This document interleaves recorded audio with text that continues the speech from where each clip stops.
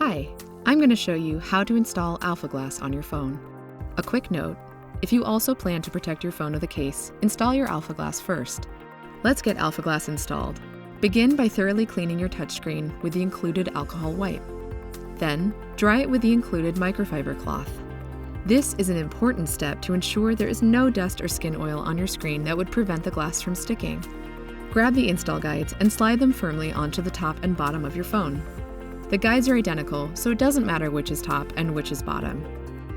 Gently lift the screen protector from the tray and hold it along the edges as you peel off the protective film. Place your phone on a flat surface and align the glass between the guides and side to side.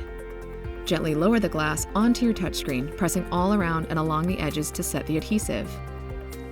Pull off the alignment guides and press around the edges again to completely seal against your touchscreen. That's it! Your touchscreen is protected and you're ready to install an OtterBox case.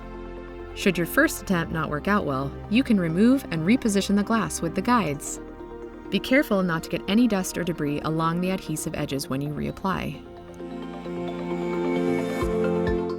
We've heard some people may experience decreased screen sensitivity when using their Galaxy S9 or S9 Plus with the screen protector. Should you experience this with your Alpha Glass, there's a quick fix to change your screen sensitivity. Simply go to Settings, select Advanced Features,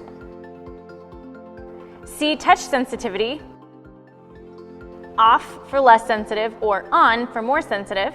Set yours to On for more sensitivity, and that's it. Your Galaxy S9 or S9 Plus is all set to work with Alpha Glass.